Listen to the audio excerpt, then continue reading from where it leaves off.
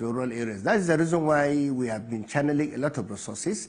If you are following what we are doing in Kaduna, maybe through a correspondent in Kaduna, he will certainly inform you that in the last 3 months we've done groundbreakings of, we are currently constructing about 90 roads that are key in our rural areas, connecting our markets with our own farms. That is how our farmers will move their produce to the markets. And that's how we want to also increase the activities, because when there's so much activities, it will affect the economies of the people at the rural areas. That is what the poverty is as we are speaking. And no state in Nigeria is an exception of this. Every state is affected. And that's the reason why, as a governor sitting here, I can only speak for Kaduna and what we are doing in Kaduna State.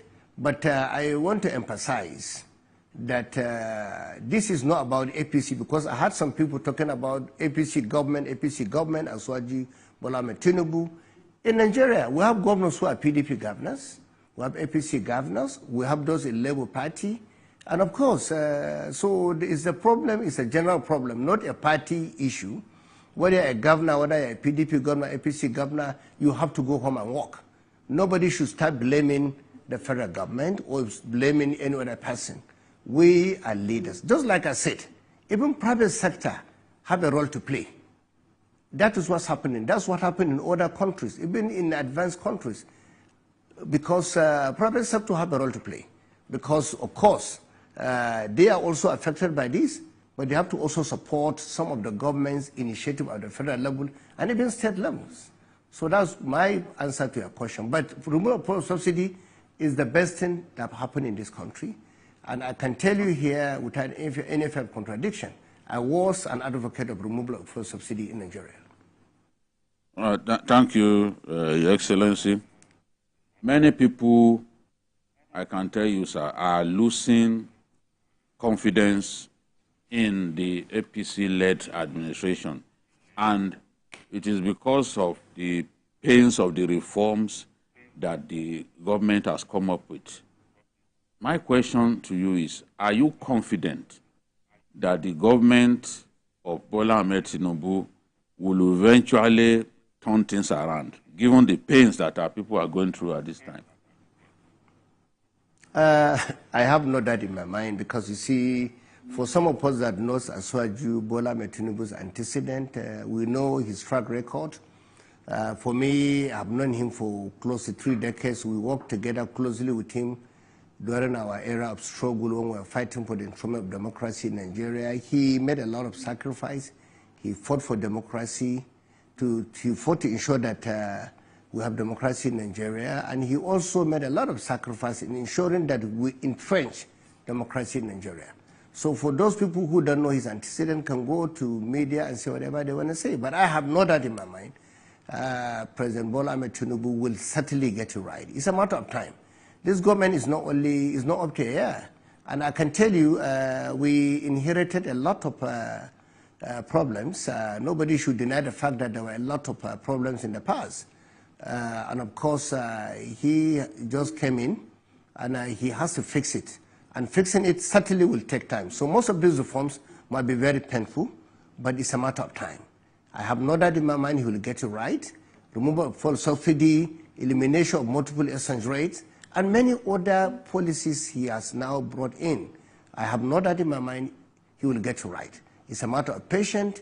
But some people in this country, I'm surprised that they're even celebrating the problem instead of them to come together and find a solution together. Because Nigeria is our country, whether we like it or not. If Nigeria is better, it's not about President Bola Ahmed Tinubu, it's about all of us. So, and some people who were beneficiaries of this fuel subsidy, I have no doubt in my mind, even the ones instigating most of these unnecessary attacks. I have no doubt in my mind, because when you stop powerful people from benefiting, they will fight back. And I have no doubt in my mind, most of them are the ones fighting back. And, but of course, I believe it's a matter of being focused, being steadfast. This country will be better in the hands of Aswaju Bola Ahmed Tinubu, because I know his track record, I know his belief about this country, I know his sacrifice when we're in the struggle together with him, when we're in the trenches. So certainly, I know he is here to also move this country forward. Your Excellency,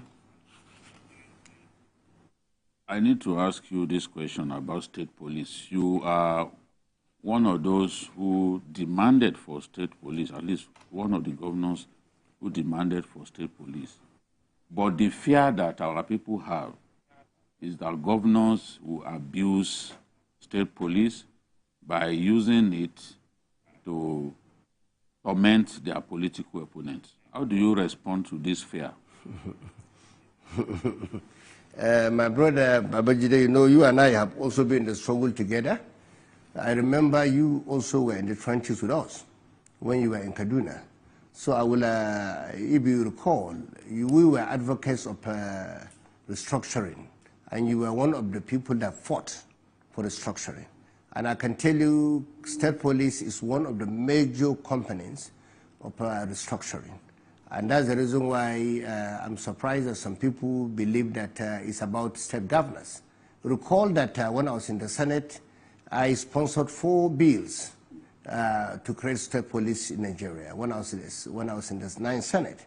And of course, I also remember that in the 8th Senate, before I even got to the Senate, Senator Ike Ekwaremadu was championing the creation of state police, but it wasn't successful. When I came into the Senate, the 9th Senate, I championed the cause for the creation of state police. That was the reason why I sponsored 4 bills that can be put together to create state police.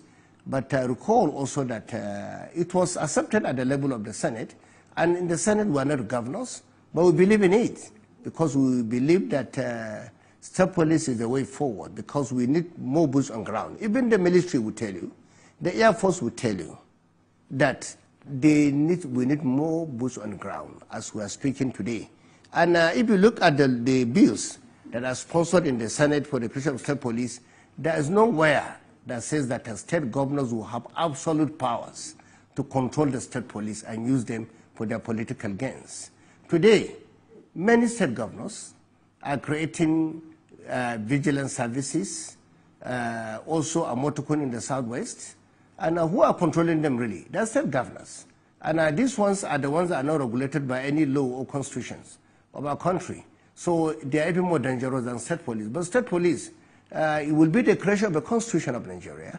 And when you are creating the state police, the condition and the requirement to join state police will be the same thing with the federal police force. That's why we wanted to repeal and reenact Federal Police Service Commission.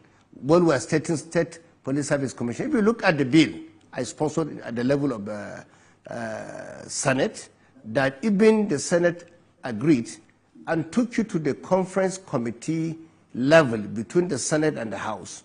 We only lost it by voting when 21 of members disagree with the creation of state police, and about 19 of us at that level of the conference committee agreed. So we lost it at the level of conference committee. That was what happened. But the Senate agreed on it, and it went to the conference. So there is nothing like governors trying to use it. Today, let me tell you the problem we're going to face. The creation of all these vigilance services,